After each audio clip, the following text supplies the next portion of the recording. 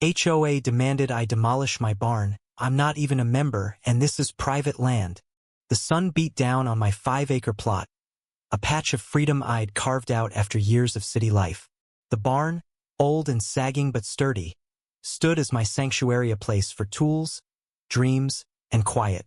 Wildflowers, vivid purples and yellows, blanketed the field around it. A gift from nature I hadn't planted but cherished. I'm Jack Ramsey, a man who values his land and his solitude. But that morning, solitude shattered. Karen Whitaker stormed across my field, her floral dress flapping like a warning flag. She was the HOA president from the gated community a mile away, a place I'd never set foot in. I wasn't part of their rules, their manicured lawns, or their petty politics. My land was private, bought with every cent of my savings. Yet here she was, heels sinking into my dirt, waving a clipboard like a weapon. "Jack Ramsey," she barked, voice sharp enough to cut glass. "Your barn's an eyesore, and those weeds are a violation. Tear it down or we'll fine you."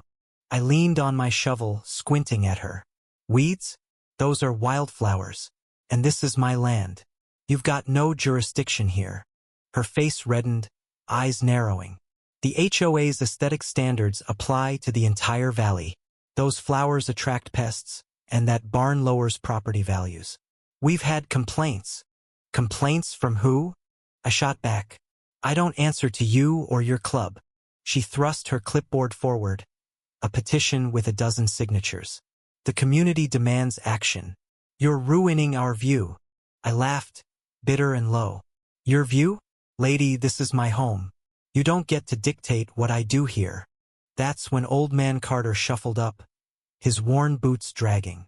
He lived on the edge of my property, a quiet neighbor who'd always kept to himself. I figured he'd back me up, once said my barn reminded him of his childhood. But his face was pale, his hands trembling as he clutched another clipboard. "Jack," he muttered, avoiding my eyes. I signed it. The HOA's been hounding me. They said if I didn't, they'd raise my dues. I can't afford that." The betrayal stung worse than Karen's demands. Carter, my only ally, had caved. I felt the ground shift under me, not just dirt but trust. "You sold me out for a few bucks?" I asked, voice low. He looked away, shame carving lines deeper into his face. Karen smirked, sensing victory. "See? Even your neighbors agree. Tear it down or we'll escalate this to court." Court. The word hit like a sledgehammer. I'd poured everything into this NAMI savings, my sweat, my hope for a life free of people like her. The barn wasn't just wood and nails.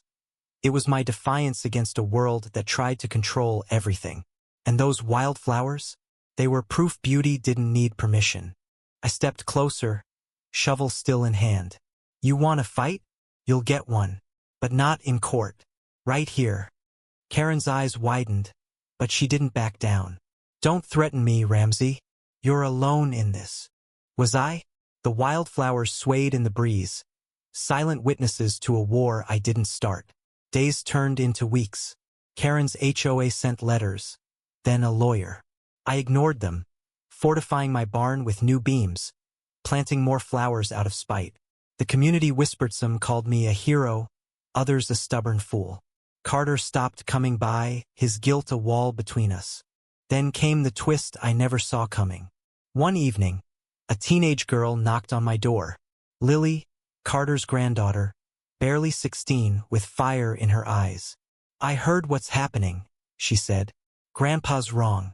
The HOA's bullying him, too. I want to help." She showed me photos she'd taken Karen's own backyard, filled with the same weeds she'd condemned. Hypocrisy plain as day. Lily had been sneaking around, gathering evidence, even rallying kids from the HOA community to spread the word. "They're scared of her," she said. "But they're sick of her rules." Together, we fought back. Lily posted the photos online, sparking outrage. The HOA's petition crumbled as residents turned on Karen, embarrassed by her double standards. I thought we'd won. But Karen was relentless. One night, under cover of darkness, she hired a crew to bulldoze my barn. I woke to the sound of splintering wood, my sanctuary reduced to rubble by dawn. I stood in the wreckage, heart heavy as the broken beams. The wildflowers still bloomed, defiant, but the loss cut deep. Lily found me there, tears in her eyes. "I'm sorry," she whispered. "I thought we could stop her." I shook my head. "You tried.